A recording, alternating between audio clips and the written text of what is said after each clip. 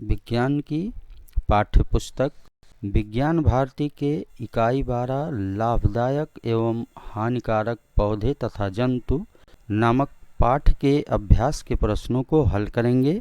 यहाँ पे अभ्यास प्रश्न दिया गया है, जिसमें पहला प्रश्न है, निम्नलिखित प्रश्नों में सही विकल्प छांटकर लिखिए। क्या कह रहा है? साइट्रस नींबू जाति फलों में प्रचुर मात्रा में पाया जाता है। पहला विकल्प दिया है विटामिन ए, दूसरा विकल्प है विटामिन बी, तीसरा विकल्प है विटामिन सी, चौथा विकल्प है विटामिन डी। तो साइट्रस नींबू जाति के फलों में विटामिन सी प्रचुर मात्रा में पाया जाता है, तीसरा विकल्प सही है। फिर प्रश्न खा कह रहा है कि मलेरिया की दवा किस पौधे से प्राप्त होती है?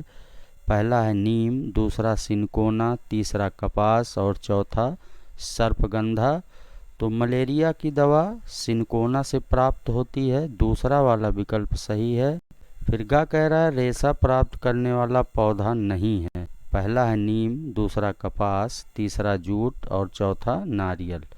तो रेशा प्रदान करने वाला पौधा नीम नहीं है, पहला विकल्प सही है।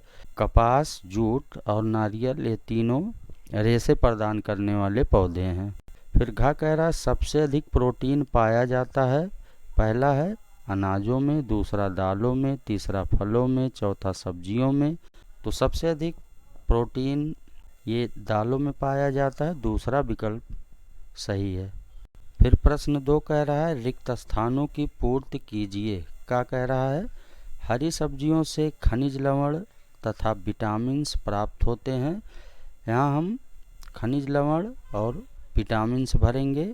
फिर खा कह रहा है मच्छरों से डेंगू, मलेरिया, चिकनगुनिया रोग फैलते हैं। तो दूसरे वाले में हम डेंगू, मलेरिया, चिकनगुनिया भरेंगे। फिर गा कह रहा है कॉड तथा शार्क मछली के यकृत से तेल निकाला जाता है।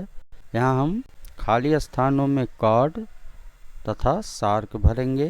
फिर घा कह रहा है मधुमक्खियों से शहद तथा मोम मिलता है।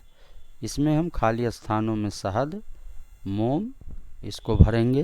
फिर प्रश्न 3 कह रहा है निम्नलिखित कथनों में सही कथन पर सही और गलत कथन पर गलत का चिन्ह लगाइए।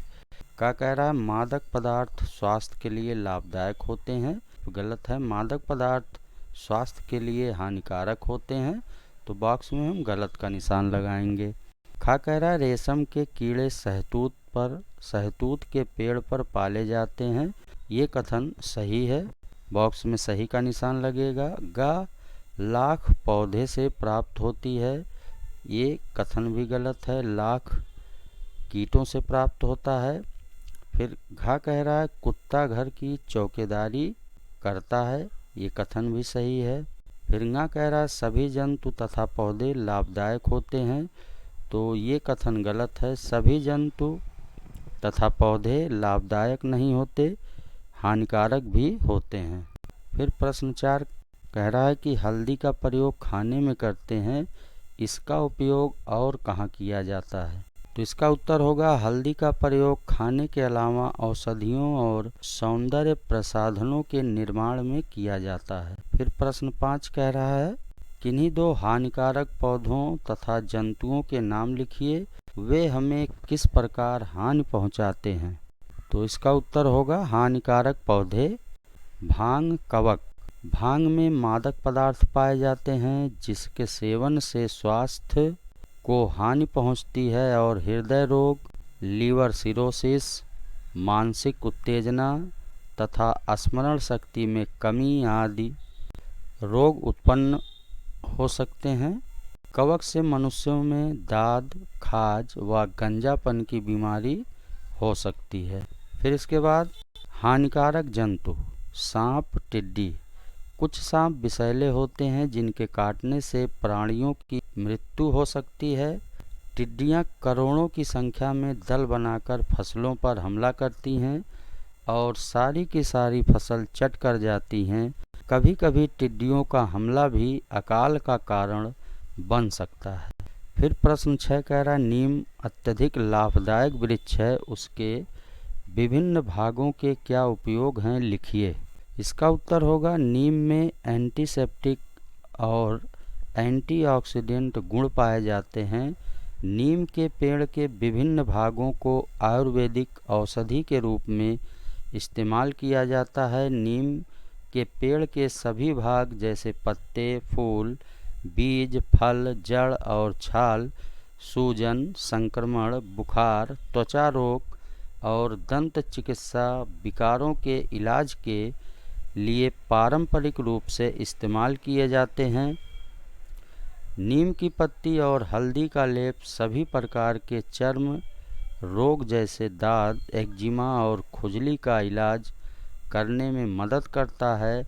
इसका प्रयोग प्रतिरक्षा प्रणाली को बढ़ावा देने के लिए, रक्त को शुद्ध करने के लिए और पाचन तंत्र को मजबूत बनाने के लिए किया जाता है। नीम का तेल व बीज कुष्ठ रोग और पेट के कीड़े के उपचार के लिए किया जाता है। नीम के बीज और पत्ते मलेरिया के उपचार में भी सहायक होते हैं। नीम के फल फूल का प्रयोग पित्त को कम करने, कफ, बवासीर, मूत्र विकार, नाक से खून बहना, नेत्र रोग, घाव, कुष्ठ रोग और पेट के कीड़े के इलाज के लिए किया जाता है। नीम की छाल का प्रयोग पेट और आंतों में अल्सर, त्वचा रोग, दर्द और बुखार में किया जाता है। फिर प्रश्न 7 है, रेशम के कीड़े से रेशम कैसे प्राप्त किया जाता है? तो इसका उत्तर होगा, रेशम के कीटों में एक विशेष ग्रंथि होती है जिसे रेशम ग्रंथि कहते हैं। इस ग्रंथि से अत्यंत महीन लसदार पदार्थ निकलता है जिसको रेशम कीट का लार्वा इल्ली अपने शरीर के चारों ओर लपेटकर गेंद जैसी संरचना बना लेता है और जब यह लार्वा प्यूपा में बदल चुका होता है, इस प्यूपा के चारों ओर लिपटी गेंद जैसी संरचना कोया या कोकून कहलाती है। हवा के संपर्क में यही लसदार पदार्थ सूख कर रेशम बन जाता है। प्रश्न 8 है, किन्हीं 5 लाभदायक पौधों तथा जंतुओं के नाम लिखिए तथा बताइए कि वे हमारे लिए किस प्रकार उपयोगी हैं। इसका उत्तर होगा 5 लाभदायक पौधे: आम, कपास, नीम, तुलसी, सागौन। इन पौधों से हमें क्रमशः फल, ईंधन, रेशे, औषधियाँ और इमारती लकड़ियाँ प्राप्त होती हैं। फिर 5 लाभदायक जंतु: गाय, भैंस, बकरी, मधुमक्खी, रेशम। इन जंतुओं से हमें क्रमशः दूध, मांस, शहद, दवाइयाँ और वस्तु प्राप्त होते हैं। फिर प्रश्न 9 कह रहा है, जंतु हमारे लिए लाभदायक है, इस कथन की पुष्टि कीजिए। तो इसका उत्तर होगा, जंतु हमारे लिए बहुत लाभदायक हैं। इनसे हमें अनेक उपयोगी वस्तुएं प्राप्त होती हैं। भोजन, वस्त्र, कृषि कार्य, घर की सुरक्षा आदि के लिए जंतुओं को पाला जाता है। जैसे गाय, भैंस, बकरी से हमें दूध मिलता है। भेड़, बकरी तथा मुर्गे से मांस मिलता है। मुर्गी और बत्तख से अंडे भी मिलते हैं। मधुमक्खी के छत्तों से हमें शहद व मोम मिलता है। इसी प्रकार जलीय जीवों में मछलियों से हमें खाद्य पदार्थ मिलता है।